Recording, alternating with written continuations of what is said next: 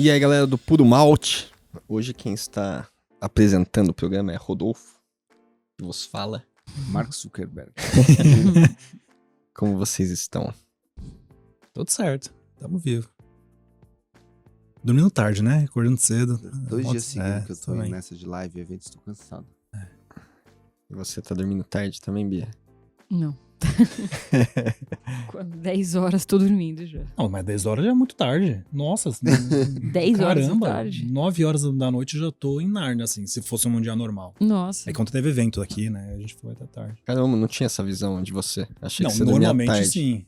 Mas aí quando liga na tomada também, aí vai, né? Entendi. É isso. Recarrega ao longo Mas da 9, semana, aí não dorme sábado. Nossa. Mas a sua preferência basal é dormir 9, 10 Começou o horas. Jornal Nacional, já é naninha, sabe? Já vou pra cama. É isso. Legal, também gosto. Tô falando na malhação, né? Pô, acabou a malhação, né? Acabou. Acabou? Acabou. Nossa, eu não triste. sabia. Talvez volte um dia, né? Na Globoplay, assim. É um celeiro de talentos, né? Então, Sim. é importante. Eu gostava da malhação. Enfim, né? Eu estou voltando de um período parecido com férias aqui. Metade foi legal, a outra metade nem tanto, porque todo mundo lá em casa ficou doente. Eu mesmo não costumo ficar muito doente, não. A última vez que eu tinha ficado doente foi em março de 22.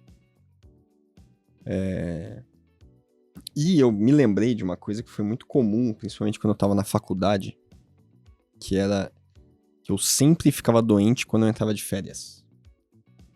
Aí uma vez eu até conversei com um médico sobre isso, e ele falou que talvez tivesse mesmo uma causa, que às vezes o corpo, ele, tanto sob uma ótica meio maluca, né? Acho que pros médicos que estão nos ouvindo podem questionar e fiquem à vontade, mas se o corpo precisa ficar doente de alguma forma, né? Ou até de forma mais plausível, né? Que ele abaixa a guarda pra ficar doente. Que as férias são um momento em que você pode se dar o luxo, dado que você não tá na correria, tá fazendo um monte de coisa, sendo tão necessário para o mundo, que você pode se dar o luxo de ficar doente, e muitas vezes isso acontece mesmo. Dá uma baixada no ritmo e tal, e a imunidade dá uma relaxada também, e você fica doente. E era muito comum, quando eu, terminava o ano letivo, eu ia pra casa dos meus pais e 100% das vezes ficava doente. Mas você tá dando uma interpretação quase filosófica pro ato de ficar doente, mas não é também uma coisa mais objetiva? Tipo, você tava na praia lá, Também. foi pra jogar um beach tênis, voltou todo molhado, foi comer um churrasco, Sim. e aí, ficou doente, né? Pode ser uma também, óbvio, né? exposição, eu também fiquei doente na praia, por isso. Que as Pra variações molhar, de temperatura. Ao mesmo tempo, eu não sei se isso é meio lenda, sabe? Tipo, pra mim, você fica doente quando a imunidade tá baixa e algum bicho te pega, né? Você andar descalço no frio é meio coisa de mãe, mas não sei se você fica doente com isso. Então, eu queria perguntar qual que é a história da doença pessoal pra vocês. Se vocês têm alguma frequência, tem algum mito como o meu da doença nas férias, quando vocês costumam ficar doente e tal. Eu ficava muito doente quando eu tava fazendo as 2 faculdades, né? E eu acho que é porque eu comia muito mal. Eu jantava, tipo, um salgadinho na Casper, sabe? Miojo com atum é um clássico. Miojo com atum, né? Que é proteína, né? Eu ficava muito doente. Eu acho que eu saía mais também. Então eu aguentava mais, né? Eu conseguia não ter tanta ressaca ou ficar tão cansada, mas meu corpo ficava muito doente. E quando eu comecei a comer direito e descansar mais, dormir cedo, ficar adulta, né? Aí eu parei. É muito raro eu ficar doente. Muito difícil. E quando eu fico, isso é uma coisa que começou logo que eu parei de nadar a sério com 17 anos. E até hoje é assim. Quando eu fico doente, eu tenho competição, eu fico muito mal. Eu não posso ficar doente. Então eu fico... Não posso ficar doente, preciso treinar, vai atrapalhar e tal. Se eu não tenho competição, se eu não tô treinando, eu falo, dane-se, não vai mudar nada, eu tô doente. Na pior, eu vou trabalhar mais cansada, mas... Então eu tenho Você já fez alguma prova meio doente, assim? Não, é muito ruim, né? Não pode. Hoje eu sei que faz muito pior pro corpo, né? Você, tipo, com febre, assim. Talvez um pouquinho mal, resfriado, tudo bem, mas mal você fica pior, né? Porque exige muito do corpo. Eu lembrei. Engraçado, lá em casa, eu não sei se já contei essa história aqui, mas minha mãe fala que eu sempre fui muito saudável. Eu nunca tive muitos problemas de doença, nada. Eu tenho muita rinite. Isso é, tipo, muito alto, mas é uma coisa que eu sempre controlei. Mas minha mãe fala que eu sou muito saudável porque eu mamei até os 7 anos de idade. Isso chama mimado, na verdade. Não é saudável. Era ciumento. Porque minha irmã mais nova nasceu. Você era aquele moleque do Game of Thrones, né? Provavelmente. Aí minha irmã mais nova nasceu e eu com ciúmes voltei a mamar no peito. E eu mamei até os 7 anos de idade. Minha mãe fala que era a minha irmã mais nova no peito e eu de pé, assim, moleque já, mamando. É mais alto que a sua mãe, abaixado. E aí minha mãe falou, não, isso aí te deu imunidade, os dentes são bons, o olho é bom, não sei o quê. O olho também? Sei lá, visão. Hoje eu uso óculos, mas assim. E aí eu fiquei com isso na cabeça, então eu falei assim, puta, eu sou saudável, porque eu mamei até os 7 anos de idade, entendeu? Mas eu sempre fui muito saudável. Eu tive uma vez na vida, assim, de quando eu trabalhava, algumas pessoas sabem, eu gosto muito da Gretchen, né? E uma vez eu fui entrevistar ela. E aí eu tava com suspeita de meningite. E eu tinha feito aquele exame que tira o negócio da medula, tá? Não sei, medula, sei lá. E eu tava morrendo de dor, assim. Vocês já fizeram ou não? Já. Dói muito. É insuportável. E aí você fica meio virado, assim, meio pra baixo, porque você não consegue Pode se mexer, né? É terrível. E eu tinha que gravar com ela. E foi a pior gravação do mundo. Por exemplo, ela me odeia até hoje. Não foi só por minha causa, mas porque a assessoria dela tinha passado um negócio errado pra ela e tal. E vários memes... Você vai contar mais sobre isso? Um dia eu conto. Ela veio aqui. Ainda bem que ela não me reconheceu. Ainda bem. Nossa, mas ela te odeia nesse nível? Não, porque assim, o que aconteceu? A gente gravou com ela e ela não... Eram 24 perguntas que a gente tinha que fazer pra Gretchen. E ela ficou... Eram perguntas tipo ping-pong, sabe? E ela ficou muito brava. E ela falou assim, não vou falar, não tava combinado. E tava combinado. E ela não quis responder. E aí ela parou, tipo, na 7ª, 10ª pergunta. Aí a gente pegou o vídeo, a gente trabalhou com humor, e transformou isso em humor. Tipo, e virou meme isso. Então, tem um pack de GIFs, de memes, que a gente produziu da época, e ela ficou mais brava ainda. Porque na época ela ainda não monetizava com meme e tal, e a Gretchen, me perdoa, mas eu te amo muito. Mas hoje ela se você jogar lá Gretchen GIF no Google Imagens, você vai ver ela com o nosso microfone e tal, falando. É dessa época. Mas eu lembro que foi uma situação muito ruim, porque foi uma gravação difícil e eu tava com muita dor. Tava quase morrendo, mas tava tentando lá levar profissionalmente. Foi marcante. Mas eu nunca fiquei doente, não. Mas outra coisa, eu não, mas minha mãe, você falou esse negócio de... Essa semana eu fui levar minha mãe no médico pra fazer exame porque ela tava com dores no ombro. E minha mãe também nunca ficou doente. Nunca, assim. Nunca pegou um resfriado. Nunca, jamais, na vida. Tem 73 anos. Mamou até os 12, ela. Provavelmente. Talvez. Mas ela sempre foi muito forte. E talvez seja essa coisa de... Eu não posso ficar doente. Eu tenho um compromisso com os meus filhos, tenho que trabalhar adrenalina ali. Então você meio que... A dor, sei lá, o mal-estar, você suprime porque tá pensando nos outros. Que é o que ela fazia, eu acho. E agora ela tá dodói lá, rompeu os tendões, toda velhinha. Aí, mãe, vai ter que fazer academia. Ela, vamos lá fazer academia. Ela tá feliz, mas... Ela tá fazendo? Vai começar agora. Ela vai começar a fazer fisioterapia primeiro, e aí depois entra pra fazer... Eu falei, mãe, tá velha, né, mãe? Já deu, agora tadinha. Dizem que o homem fica doente, né, e se acaba, como se estivesse parindo, e a mulher é mais forte, mas em casa é o contrário. Eu me entrego pra doença, sabe? Tô meio mal, tipo, então eu tô mal. Princesa aqui. Mas é legal, faz parte. Então, só que agora eu tenho filho, né? Agora não pode. Faz um chá pra mim, pega um copo d'água. E aí minha mãe, que cuida do Matheus, enquanto eu tô trabalhando, aí ela cuida dele e de mim, né? Eu fico, cara, tá na hora de você superar isso, amiga. Mas eu não consigo. E o mozão, ele já é mais... Não, toma um Coristina, vambora. Então... Lá em casa isso aí é diferente. Mas acho que mulheres são mais resistentes à dor mesmo. O homem é muito melindroso, né? Em geral, dizem, né? Mas no meu caso, não. E você? Vocês são muito saudáveis pra mim. Eu sou um dos maiores especialistas do mundo em dor de garganta. Juro por Deus. Porque eu tinha toda semana, cara. Um negócio assim. Amidalite, né? Aí tirei as amígdalas, fiquei um tempo sem isso, mas aí a faringite também, ela me visita de tempos em tempos. Mas eu acho que é um pouco... E eu meio já ganho quando eu vou ficar doente. Uhum. Eu acho que pelo menos tem uma correlação muito forte entre essa história de dormir muito pouco, não tomar minhas vitaminas e ficou molhado. Uhum.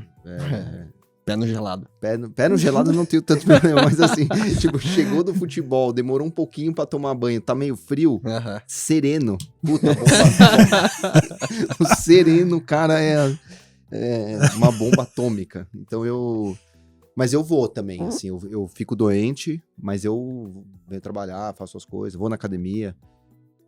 Vocês vão no médico quando ficam doentes? Eu vou. Eu sou o terror do plano de saúde aqui da empresa. Qualquer coisinha, eu vou lá, faço exame.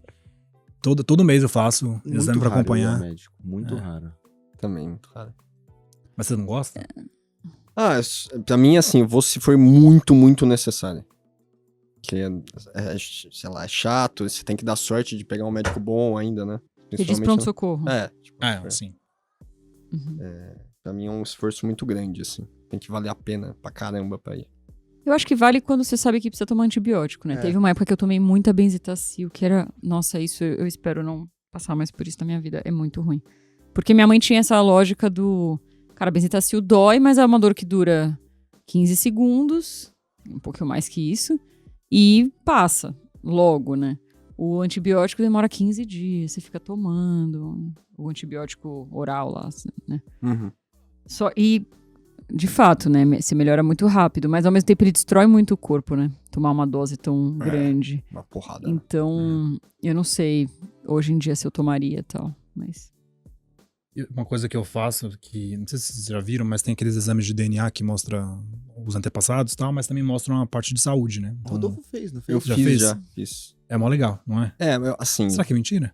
Não, acho que até que... é verdade. Eu fiz bem no comecinho, né? Eu acho que não...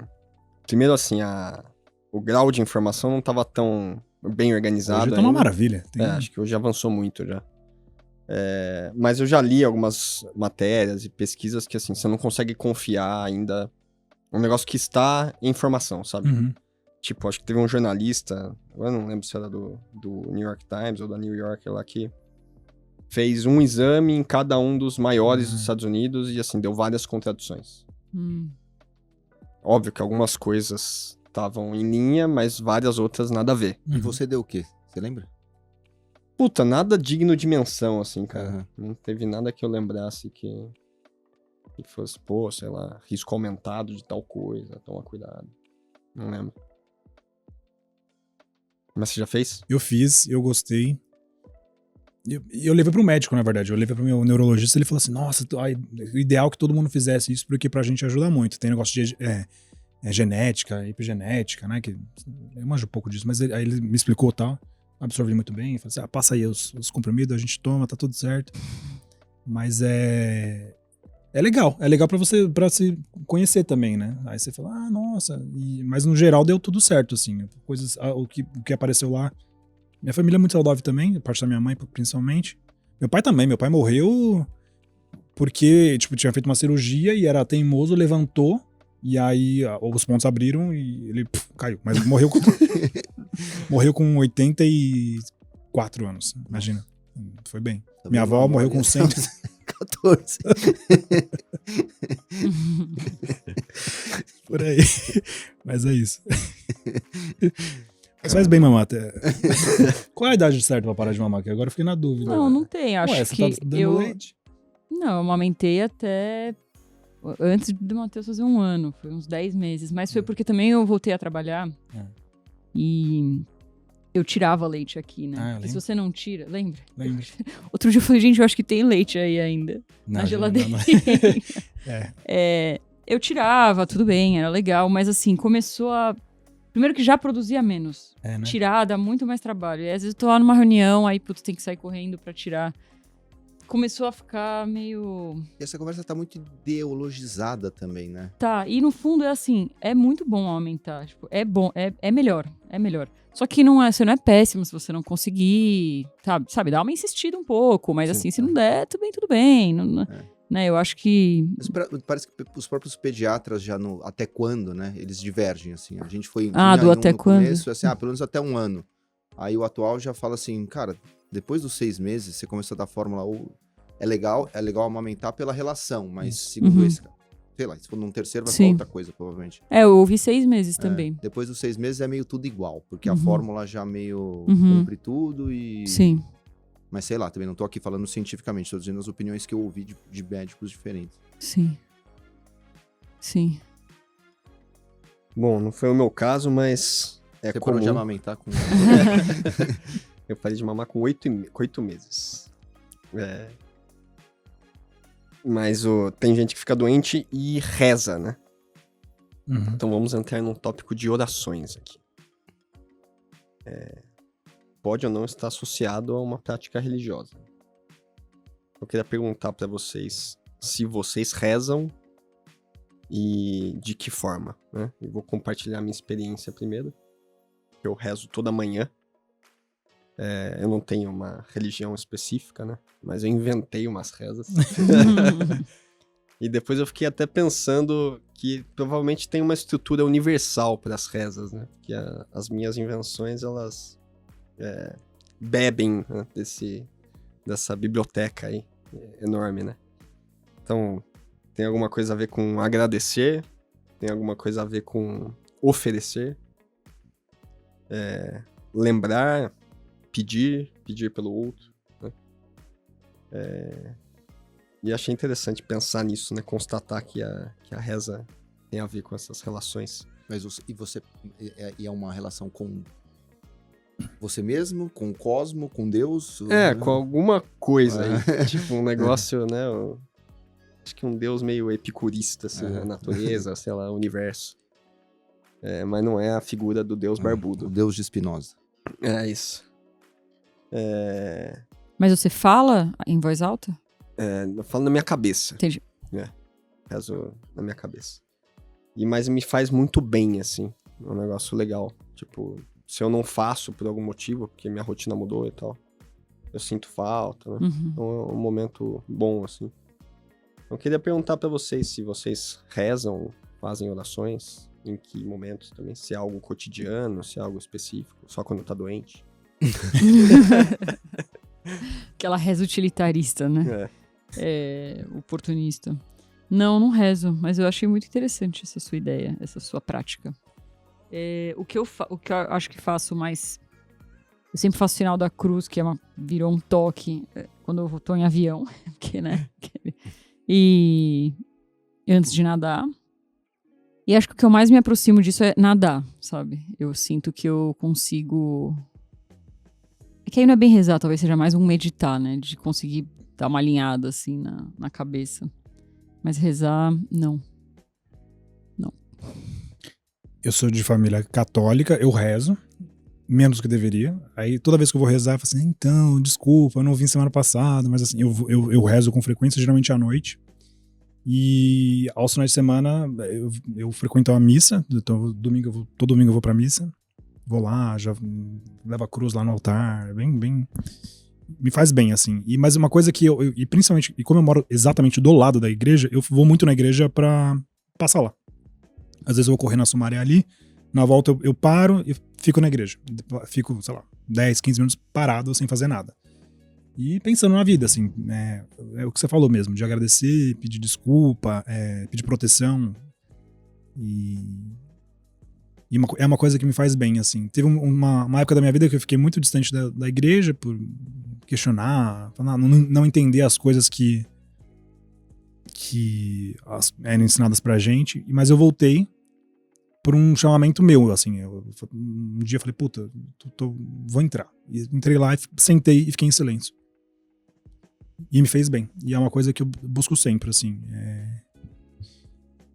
Aí com minha mãe, aí a gente aprende a rezar o terço, Tem um grupo de oração lá em casa, o pessoal vai em casa, passa uma na casa da outra, reza o terço e tal. Mas eu já não gosto, porque eu tenho mania de dar risada durante a reza com o terço, assim. Porque é engraçado, assim. Porque se você erra, aí... Já aconteceu comigo de errar a reza e a senhorinha ficar pé da vida. E tipo, fala assim, ai, tá vendo? Você fala pra minha mãe, né? Uma mãe ruim, não ensinou direito. Então eu evito, porque vira chacota.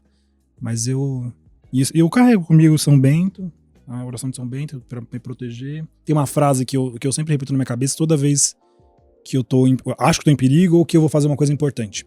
Que eu aprendi desde criança e eu sempre faço. Um dia eu vou fazer tatuagem, eu vou colocar essa tatuagem. Que é, fica comigo, Senhor. Eu sempre repito isso na cabeça. Fica comigo, Senhor. Então, toda vez que eu vou fazer alguma coisa importante, eu repito isso na cabeça mentalmente e acho que funciona. Tá funcionando.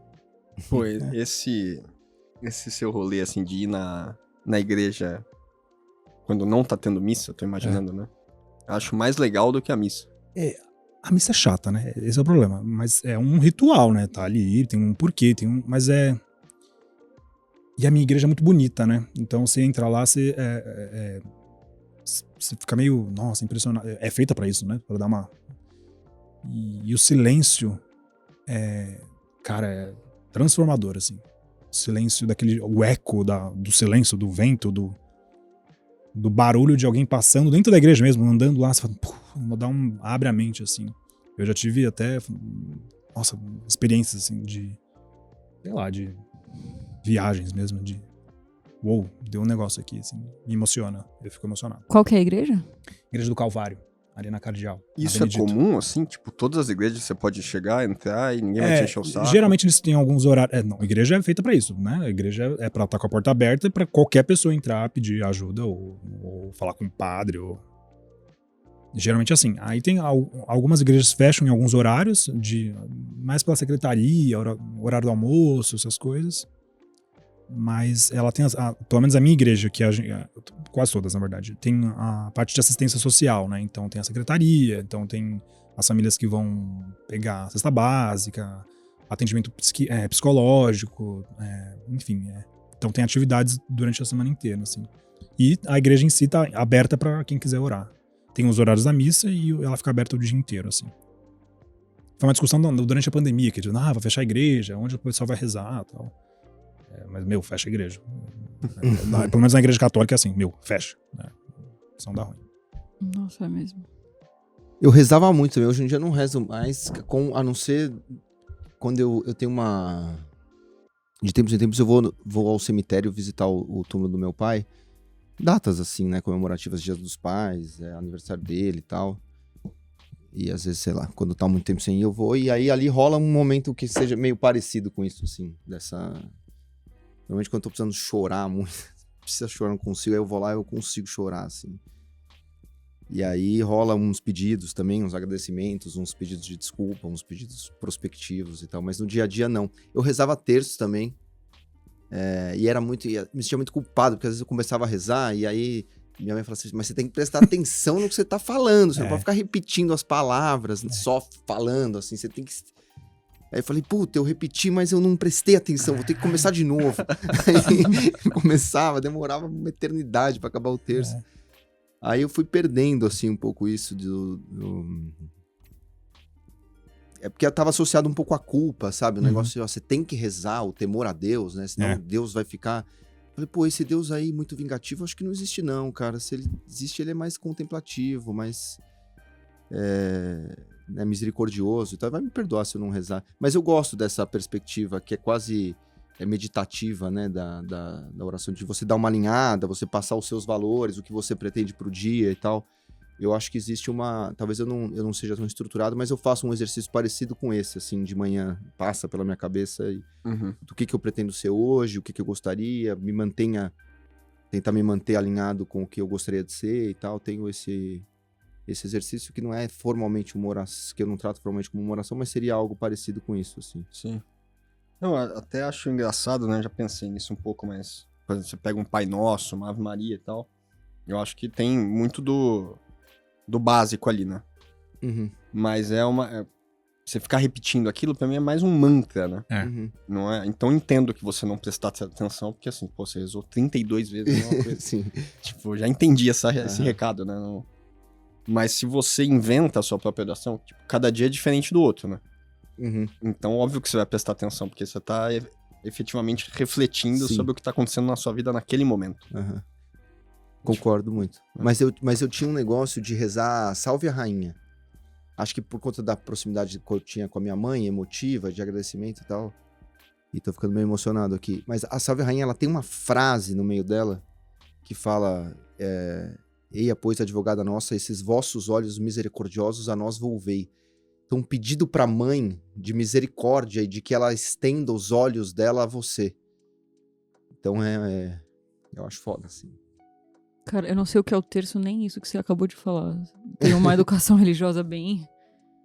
Não tenho, né? Bem inexistente. Salve a rainha pra você, tipo, save the queen. Eu pensei nisso, eu falei, é o hino da Inglaterra. Não é, né? Já entendi. Eu vou pesquisar depois. Mas as rezas de Nossa Senhora são as mais tocantes, assim. Eu choro também. Minha mãe, ela tem mania de esconder terço, por onde eu vou, assim. Aí eu abro minha bolsa e tem um tercinho. Aí eu encontrei outro esses dias aqui na minha bolsa e deixei lá em cima da minha mesa. Então eu vou viajar, tem um tercinho lá escondido. Você me deu um. Te dei um, é verdade. Eu gosto dele. Legal. Bom, vamos mudar aqui radicalmente de assunto agora. Dá uma respirada aí, Filipão. Uhum. Vamos falar um pouquinho sobre como tomar decisões, né? Eu me deparei com um conceito aqui e achei que vocês se interessariam por ele, né? Ele, dentro da filosofia e mais especificamente da lógica, ele é chamado do paradoxo de Fredkin. E o que esse tal de Fredkin, não estudei muito sobre o cara, né? Não sei nem se é um cara, uma mulher, mas enfim. O que tá dito nesse paradoxo aí? Que quando a gente tá ponderando entre duas opções similares, a gente gasta muito tempo para decidir, a despeito da diferença ser praticamente desprezível.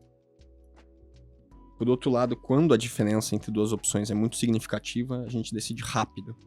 Então é um paradoxo porque as melhores decisões, aquelas que vão fazer mais diferença na nossa vida, a gente decide muito rápido. E aquelas que não fazem nenhuma diferença, a gente fica, tipo, Perde um tempo. Horas, meses, anos e anos pra poder decidir, quando na verdade, cara, você tá gastando seu tempo de uma forma estúpida porque não vai fazer nenhuma diferença. E eu me lembrei numa situação cotidiana, completamente besta aqui, mas acho que todo mundo já passou por isso de alguma forma, né, quando vai viajar.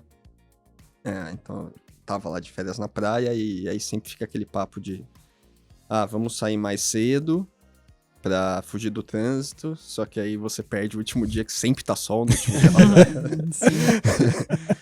Ou não, cara, estamos de férias, foda-se o trânsito, vamos curtir. E aí, tipo, cara, eu consegui, assim, me martirizar desde o dia anterior. Porque eu não sabia se ia sair 10 da manhã ou, tipo, 5 da tarde. Não ia fazer nenhuma diferença. Tipo, eu estraguei o fim da viagem na minha cabeça. Um clássico. Foi muito paradoxo de Fredkin isso aqui, né? Então, assim, queria ouvir de vocês. E o que você fez? Vocês foram embora cedo? Aí a gente foi embora no Metade, meio do caminho. Né? Aí não conseguiu nem curtir, porque Isso. tem isso, né? Isso. Uhum. E é meio que assim, o bebê dormiu, vambora, aproveita que dormiu e na verdade você não tá decidindo nada. Né? Então eu queria ouvir de vocês, se vocês gostaram do paradoxo de Fredkin, se vocês lembram alguma situação de vida também que ficaram se martirizando pra tomar uma decisão. Que na verdade nem fazia tanta diferença assim. Eu preciso pensar um pouco, mas eu gostei muito, vou pesquisar sobre. Eu não lembro muito se eu tive situações na vida, mas eu tenho mania de decidir rápido, e às vezes isso é ruim, porque às vezes eu escolho coisas que não são boas pra mim. Mas acho que é ansiedade, sei lá, às vezes... resolve, sabe? Tira da frente, vai pra lá, pra cá. E eu acho ruim, na verdade, no final. Aí você me arrependo, putz, devia ter pensado mais, devia ter feito... Uhum. Mas também nunca me enrasquei, assim, num nível que não dá pra voltar mais, sabe? Pedir desculpa, voltar. Eu fiquei lembrando da decisão do Copom quando você foi falando. Não, porque eu tive uma conversa, eu ia falar discussão, mas é porque ia levar discussão tem uma conotação belicosa, né? Não foi o caso, foi um debate com um cara que ele é bem inteligente, ele chama Paulo Guedini. E eu conheço ele porque ele trocava e-mails com o Marcos Elias lá atrás, acho que ele tava fazendo MBA, não sei se era Stanford, alguma dessas aí. E ele trocava os e-mails com o Marcos, hoje ele tá lá na XP. E ele tava comentando o negócio do Copom, e ele falou assim, porque 25 ou 50 a gente vai descobrir... Calma, pessoal, a gente vai descobrir se o Copom acertou em 2024. E eu falei assim, puta, cara, não. Eu discordo completamente de você. Você não pode olhar em 2024, acontece 1000 coisas que o Copom não sabia e culpar ou parabenizar o Copom pelo depois. Você tem que olhar o Copom se ele foi certo hoje, com as informações que ele tinha disponível hoje. Aí depois é muito fácil culpar o cara, né? Como quando o juro foi pra 2 ali, né? Exatamente. Então as decisões elas precisam ser julgadas no momento em que as decisões são tomadas, né? O clássico de você subir num avião com 90% de chance de cair e ele chegar do outro lado foi uma decisão ruim, não é que julgar pelo resultado é sempre uma cagada.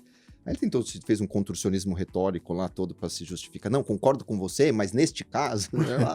sei que ele fez um outro post pra explicar o que ele tinha feito, mas acho que no fundo ele concordou comigo e não quis assumir, mas beleza, vamos em frente. Mas no fundo eu tô falando tudo isso porque assim, tanto faz o 25 ou 50, ninguém sabe direito, né?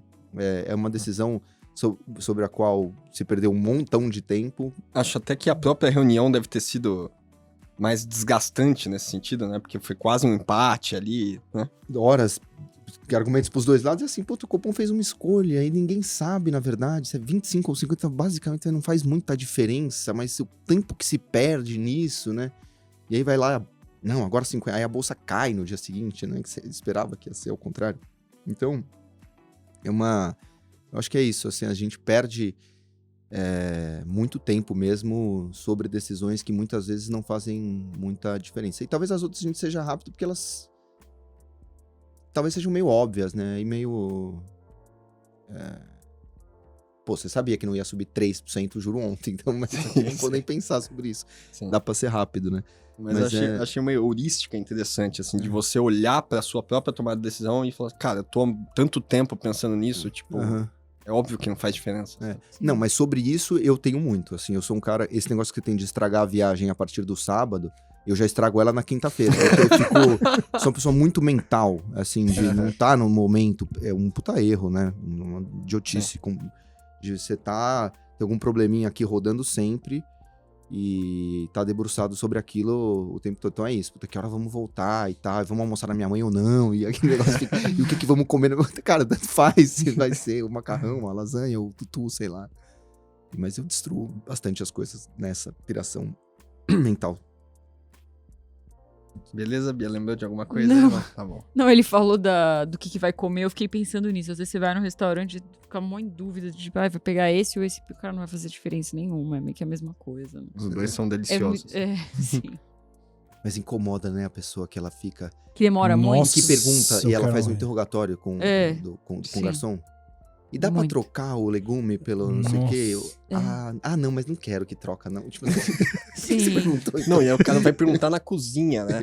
O garçom, ele quase nunca responde pra você. Não, eu já tive uma discussão com a Gabi, que ela sempre pergunta qual é e me constrange, porque ela assim, o que se indica, né? Fala pro maître. Aí o maître...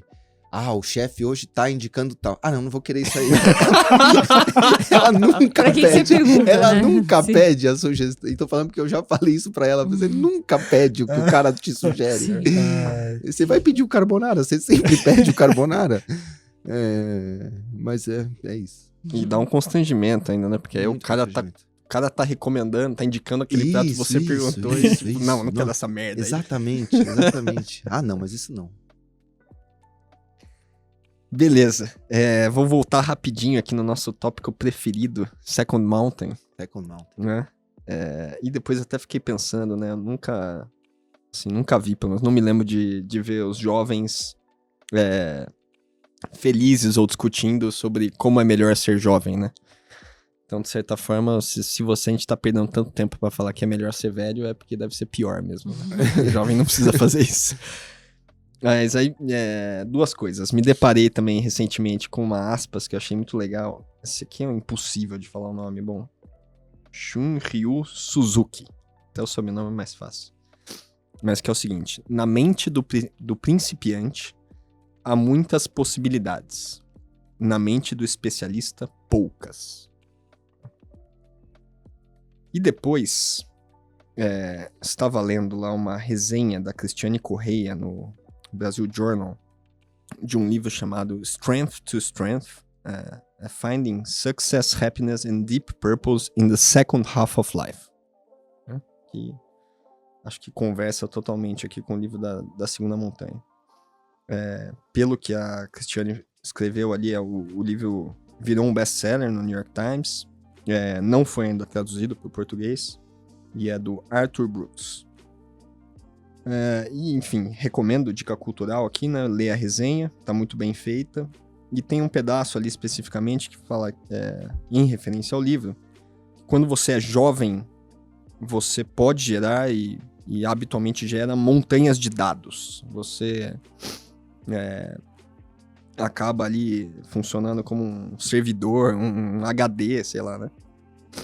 E consegue organizar e fazer cálculos e transitar por essas montanhas de dados, e tem um pouco a ver com córtex cerebral, né? Que tá mais desenvolvido e tal. Depois, quando você começa a envelhecer, você perde isso, mas em compensação você sabe o que significam os dados e como utilizá-los.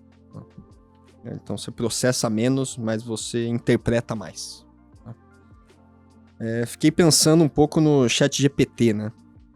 Porque em tese ele, sob essa ótica, ele é uma concorrência maior para os jovens do que para os velhos. Né? O ChatGPT, assim, nenhum jovem vai conseguir transitar em montanhas de dados quanto à inteligência artificial, mas talvez o nosso diferencial seja, de fato, interpretar esses dados.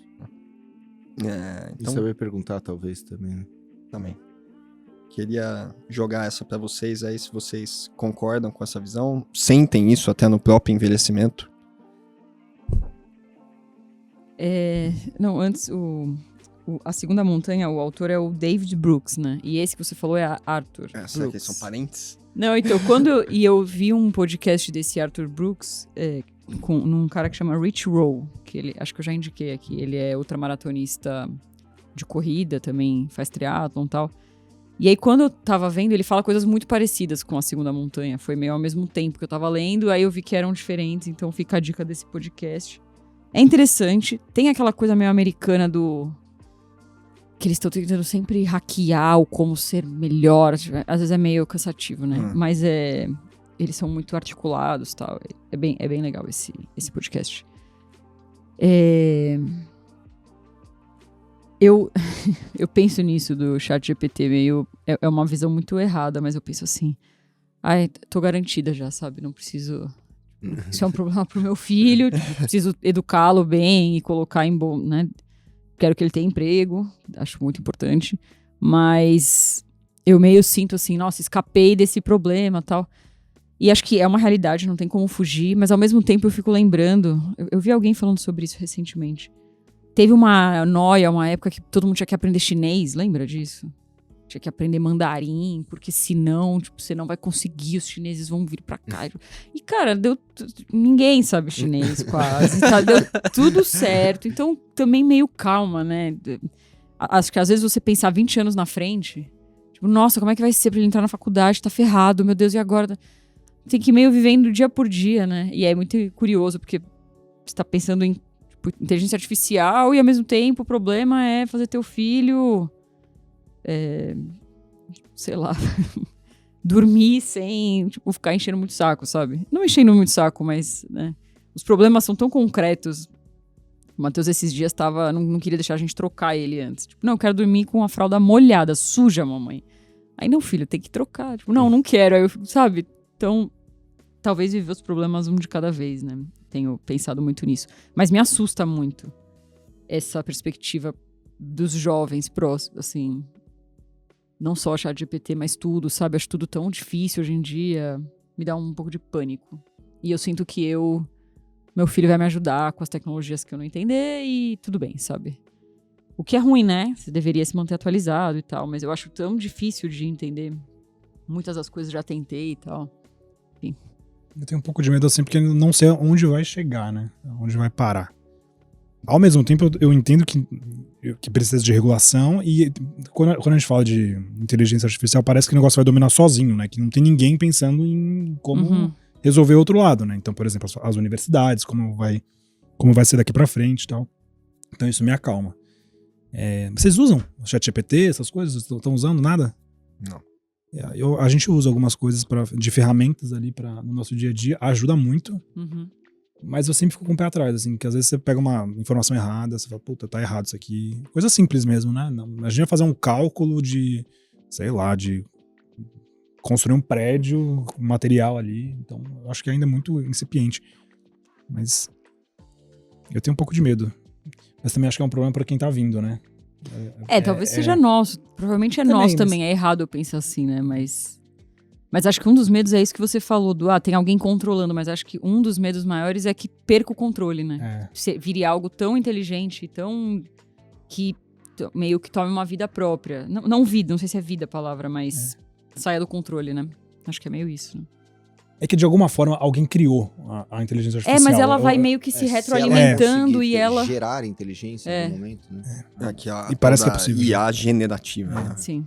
Ontem o Bazan falou no evento da Empíricos sobre o medo. Muito bem, aliás, né? Ele tava falando sobre o receio de conectar as inteligências na internet e os próprios chats conversarem entre eles, né? E aí, o que pode dar, né? E eu fiquei com isso na cabeça, assim, também. Mas eu não sei a resposta também. O que você acha? Não, essa é muito difícil, né? Acho que tem uma probabilidade aí que eu não sei qual é desses caras destruírem a gente no tempo, né? Mas sei lá. Mas será que não dá pra desligar, sabe? Não, mas é que às vezes é tarde demais, né? Tipo, ela entende com o que vai ser desligada e ela bloqueia o próprio desligamento, né? Sei lá, não sei. Eu não sei. Não, pode ser mesmo. Essa é uma discussão em voga, né? Sim. Então acho que tá ficção científica, mas não é mais. Tá em aberto, né?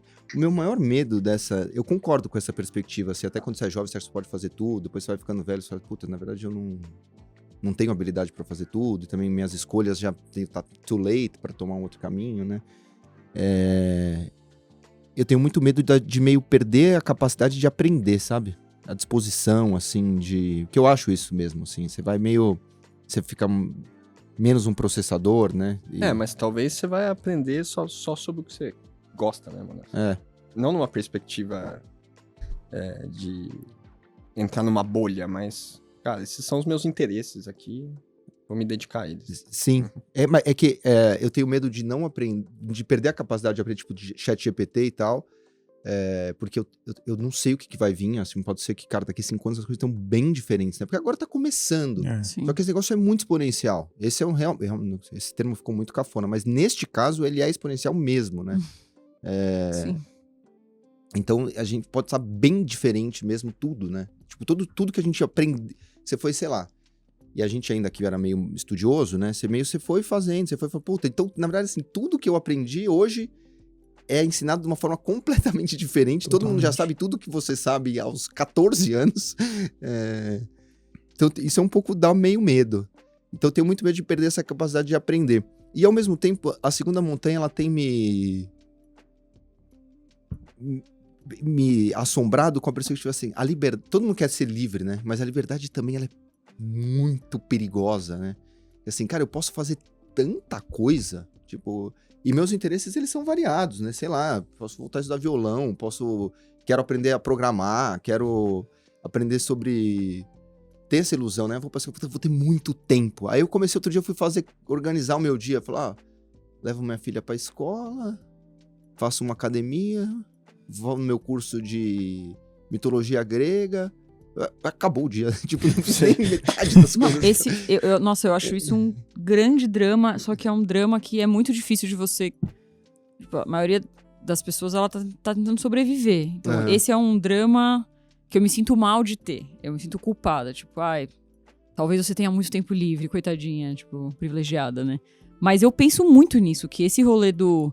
Outro dia eu ouvi alguém gravando um vídeo aqui e ele tava falando que a meta era se aposentar aos 50. Era um cliente que tava gravando um vídeo pra gente, super fofo, legal, tal. E eu pensei, cara, cuidado com o que você deseja. Não é tão legal assim você se aposentar aos 50. Mas ao mesmo tempo, a ideia de você simplesmente se ocupar com algo que você nem gosta tanto, só pra você estar ocupado, também não é legal, né? Então, vamos tentar ocupar, mas não é fácil. E teve um ouvinte que mandou isso pra gente, né? Porque ele tava pensando, tava prestes a se aposentar, e ele se deu conta que, cara, viajar. Ai, quero viajar. Tá bom, você vai viajar uma semana, você vai ficar um ano inteiro viajando? Você vai fazer o que na viagem? Tipo, sabe, assim, não é tão... Não é essa ilusão do tempo, é muita ilusão, mas ninguém tipo, acredita nisso, eu acho. Isso que você falou, cara, até assim, pequenas amostras, tipo, você tá pais com filhos pequenos, não tem tempo pra nada.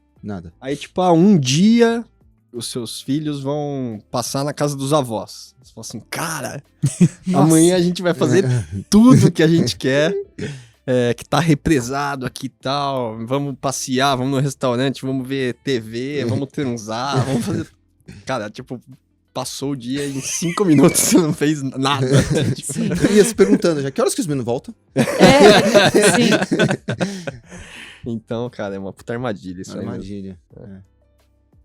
Não, eu até tava pensando nisso também, da nossa própria profissão, né? Que acho que quando a gente começou, e inclusive por uma insegurança tal, e por não saber pra onde ir, que eu acessava muito mais informações, assim, tentando virar um analista, né? Então, cara, tipo, chegava em casa, assistia Bloomberg, ouvia todos os podcasts de finanças do mundo, lia todos os jornais daqui, de fora, etc. E acho que hoje eu sou um analista bem melhor do que eu era naquela época, consumindo, assim, 1/10 das informações. Sim. Né?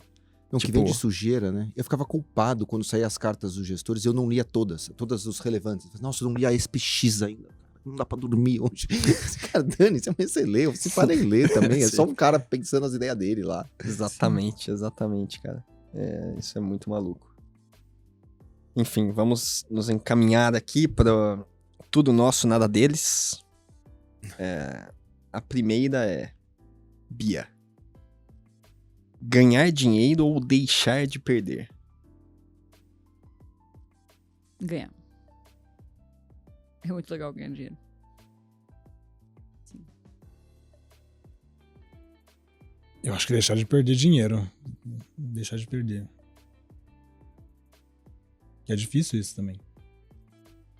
Não, Você tem as duas coisas as são duas são muito difíceis. Não, mas as duas coisas são difíceis, mas o sentimento de pingar um dinheiro na sua conta é ótimo. Inclusive, eu me sinto mal com isso, mas é muito gostoso. Mas bom. que eu pensei numa coisa assim, de perder dinheiro, de deixar de fazer uma coisa que eu gosto, então que eu tenho que pagar por isso, entendeu? Então, nossa, vou deixar de fazer coisas. Sabe? Consegue entender? Entendi. Mas aí você prefere deixar de fazer coisas? Não, é o que é pior, né? A pergunta é... O que é pior. Não, o que você prefere. O que eu prefiro? Não, prefiro ganhar dinheiro, tá? Eu prefiro ganhar dinheiro. Que depende do ponto de partida, né? Ganhar é um tesão, mas assim, puta, depois você... E não quero soar arrogante aqui, mas depois de um certo nível de dinheiro, passa a ser mais importante não perder, né? Então hoje... Estratégias de proteção patrimonial. Passam a ser mais relevantes do que... Claro que eu adoraria multiplicar meu dinheiro por 50, mas é mais importante não dividir por 2 do que multiplicar por 50. Então, neste momento, na minha vida inteira, foi uma luta infinita de fazer conta e quando que eu vou ganhar dinheiro, como, de que maneira e tal. Sempre, então, foi muito bom ganhar dinheiro, mas hoje eu tô mais pra não perder do que pra ganhar. Sim. A primeira vez que eu pensei como a Bia, assim, no instante. Mas se você pensa na recorrência, assim, cara, pelos próximos 48 meses, todo mês você vai ganhar um dinheirinho ou todo mês você vai dar uma sangrada. Tipo, sangrar machuca muito. Machuca também. muito. Tudo recorrentemente, assim. Não, e porque dá um desespero, eu tenho essa mania, né? Se o mês de ficar fazendo conta de tipo, porra, se o futuro for igual ao presente, o que acontece? Aí o sangrar te mata, né? Então assim, daqui 2 anos acabou. Errou. E aí, tô velho, o ChatGPT vai ter me engolido, não tem saída. Eu vou morar em Senhora do Porto com a minha tia Eunice, pra pegar os ovos lá dela e fazer um omelete com couve, que ela planta. E essa vai ser a minha vida. Eu já vou pro extremo negativo. Beleza. O segundo vou dar uma qualificada aqui, tá? Mas emagrecer fazendo alguma dieta ou parar de engordar comendo exatamente o que você come hoje. Mas aí você se mantém no peso, você só parou de engordar. Nossa, que eu já como tão certinho, né? Então acho que manter, porque não sei se dá pra tirar muito mais, não. Eu tenho preguiça de dieta, não consigo fazer, não. Tipo, eu como certo, mas às vezes, tipo, não comer uma pizza no domingo, sabe? Nossa, prefiro manter. Manter também. Porque assim, eu já vim assim, vamos lá e mandar tirar meus vinhos. Não dá. Então, não dá, senão eu vou ficar louco. Sim, eu também. Isso foi fácil. Pra mim, o vinho, eu dei uma desencanada, mas doce pra mim é muito difícil. Eu não preciso comer todo dia, não é aquela coisa, mas de vez em quando eu gosto muito de doce, sabe? E aí eu penso, nossa, você nunca vai voltar a ter aquele tanquinho e tal, mas tá bom, sabe? Tudo bem. Foda-se o tanquinho. É. A última é uma noite bem dormida ou um dia bem vivido? Acho que uma coisa meio depende da outra, hein? Talvez. Uma vez a Roberta falou isso aqui e eu concordo muito. Quando você dorme mal, teu rosto já acorda. Vocês já perceberam isso? Era que eu durmo mal quase todos os dias. Mas muito mal. Mas quando você dorme muito mal, sei lá, quando piora... Ontem eu tava acabado, eu fui jogar bola. Nossa, o teu rosto parece que envelhece assim, né? É muito louco. Mas acho que um dia bem vivido, né? Ainda não sou tão velha assim, né? Pra preferir dormir do que viver, né? Putz, eu prefiro uma noite bem dormida, assim, porque se eu não dormir, eu acho que esse é o meu gatilho. Tipo, acabar com a minha vida é não dormir à noite do jeito certo. E não consigo, eu prefiro dormir. Eu queria entender o que é dormir bem. Não, tipo 7 horas, 8 horas. Assim, é ruim sempre, entendeu? Não tem a ver com horas. Não tem a ver com horas, necessariamente. De descanso. Acordar descansado.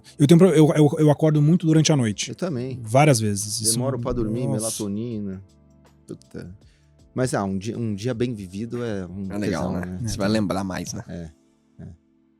Tem isso também, né? A vida, no fundo, eu tenho adotado um pouco mais essa perspectiva também. Tipo, outro dia, o João Pedro me pediu pra ir no jogo, né? E era o jogo, Corinthians e Atlético Mineiro. Era 9h30, ele tinha aula no dia seguinte, era lá no Neoquímica. É uma irresponsabilidade desse pai dormir 1h30 da manhã com uma criança. Falei, puta, dane-se, ele vai lembrar dessa porra desse jogo se o Corinthians virar. E ganhou nos pênaltis. Puta, que legal que nós somos, sabe? Assim, fazer essas coisas que são meio irresponsáveis, claro, né? Também não tinha muito risco. Se faltasse na escola o dia seguinte seria ruim, mas também não ia... Mas essas irresponsabilidadezinhas também, elas são as coisas que ficam, né? Uma noite mal dormida é ruim, mas meio dane-se, né? Depois de uma semana você não lembra. Um dia bem vivido tem seu lugar, né? Dicas culturais? Posso começar aqui. Tenho duas. A primeira é uma coluna que a Mili Lacombe escreveu na Folha. Que é uma lição sobre dor e outra sobre amor. Achei muito legal. Ela, também estava no contexto da Copa do Mundo Feminina, né? E ela conta a história de que ela gostava de jogar futebol, né, na escola. E que ela estudava numa escola super conservadora e tal. E aí, um dia ela tava jogando no recreio e, tipo, sei lá, as freiras lá da escola pegaram ela pelo braço e arrancaram ela. E, tipo, você não vai jogar bola, isso é coisa de menino. E você, a partir de agora, está proibida de jogar bola. E a mãe dela, assim, odiava que ela jogasse bola. Que ela ficava despenteada e também, assim, pô, vai brincar com as bonecas e tal. E aí ela chega em casa, assim, deprê. E a mãe dela, tipo, o que aconteceu, filha? Ela não fala. Aí ela contou a história. A mãe dela pega ela, leva na escola, tipo, chama a diretora. Assim, vai tomar no cu. Vocês vão deixar minha filha jogar bola todo dia, sempre que ela quiser. Que lindo. É muito do caralho, assim. Então Ela escreve muito bem. Né? Uhum. Achei uma puta história. E uma puta lição de como educar os filhos também, né? E o outro é um livro que eu comecei a ler, que é do Franz de Waal. Acho que é o terceiro grande livro dele. Esse se chama Diferentes, o que os primatas nos ensinam sobre gênero. Né? E achei um livro muito, muito legal, porque ele é bem não ideológico. Assim. Um livro científico mesmo. Ele é um cara que estuda, né? Sempre teve a carreira inteira estudando os animais bem de perto, do ponto de vista comportamental, inclusive.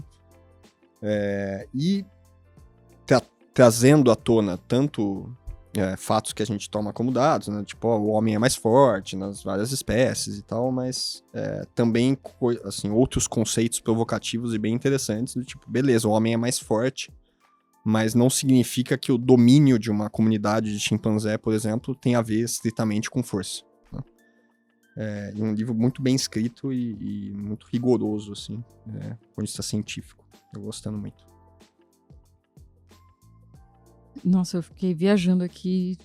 Fala você, eu vou ver se eu acho aqui as minhas. Eu queria indicar Xuxa na Globoplay. Eu tô assistindo. Eu tô gostando porque eles estão colocando um episódio por semana, né? Então você fica. Mas me fez lembrar. Nossa, como era legal, cara, anos 90, assim, a televisão. E vocês assistiram? Tô vendo, é a minha dica aqui. Não acredito. Sério? Você tá gostando? Tô gostando. Eu achei primeiro assim, passaram um pano pra ela, assim, é meio chapa branca, porque foi o Bial que fez, amigo dela e tal, mas assim, de alguma forma é saudosista, você lembra dos momentos da televisão, assim, e como ela é grande aqui no Brasil, e cara, como... Na América Latina. Na América Latina, eu estudei isso na faculdade. Cara. E por um triz ela não virou, tipo, nos Estados Unidos, e aí, imagina, o mundo inteiro. Aí conta a história, né, como ela fracassou, no segundo, terceiro episódio mostra como ela fracassou indo pros Estados Unidos, né? Que ela foi dar uma entrevista pro Good Morning America e ela passou mal e ela não foi. E aí, puta, foi... Nossa. Ela gravou os programas pros Estados Unidos, 63 programas. No dia da divulgação do programa no Good Morning America, eles anunciaram, a Xuxa vem aí, não sei o quê. E ela passou mal, ela tava com... hernia, né? Eu só assisti o primeiro. Puta, mas não é spoiler porque é a vida dela. Então, mas assim, conta isso. E é bem legal. E cara, como ela é bonita. Nossa, ela é muito e linda. Assim, e ela vai ficando mais bonita. Hoje em dia ela tá esquisita, mas ela vai ficando mais bonita, né? Não, e é um deleite, assim. Você vê ela e aí eu fiquei pensando também de como a televisão cria mitos e lendas e essa coisa. E ela é assustadoramente bonita. O olhar dela... ela fala isso no documentário, né? Ela tinha a imagem certa pro momento certo e hoje seria uma aberração aquelas roupas lá. Não, é absurdo, né? É engraçado, assim, eu respeito muito a Xuxa, mas eu não gostava dela quando ela era criança. Eu não assistia também, eu assistia Eliana. Eu assistia a Mara. Eu assistia muito a Xuxa. Eu assistia mais a Mara do que a Xuxa, por exemplo. Tinha a ver com os desenhos também, sei lá. Também, não lembro. Mas é impressionante como ela marcou gerações, né? Assim, as pessoas são enlouquecidas por ela, assim, os shows, é impressionante, impressionante. Uma época que não tinha internet, que não tinha nada, era só televisão. Mas eu achei muito impressionante como ela trata com espontaneidade as crianças, cara. Assim, ela troca ideia, assim, sabe? Tipo, brother das crianças, assim, sabe? Meio trocando ideia. E mó bem, assim, uma levada... Falei, cara, que gente boa essa Xuxa. Hoje em dia eu acho que ela tá meio pirex, né? Mas ali ela mostrando os bastidores e tal, dela gravando, fala aí qualquer coisa na hora da música, canta qualquer coisa. E as crianças, qualquer coisa. É mó barato, eu achei. Tem uma das passagens que eles entrevistam o Boni, que é um dos principais diretores da Globo, que fez o padrão Globo de qualidade, e ele fala que quando ele trouxe ela da Manchete pra Globo, porque ela era a única apresentadora que não imitava as crianças. E ele tinha pavor disso. Então, e era o contrário, as crianças queriam imitar a Xuxa.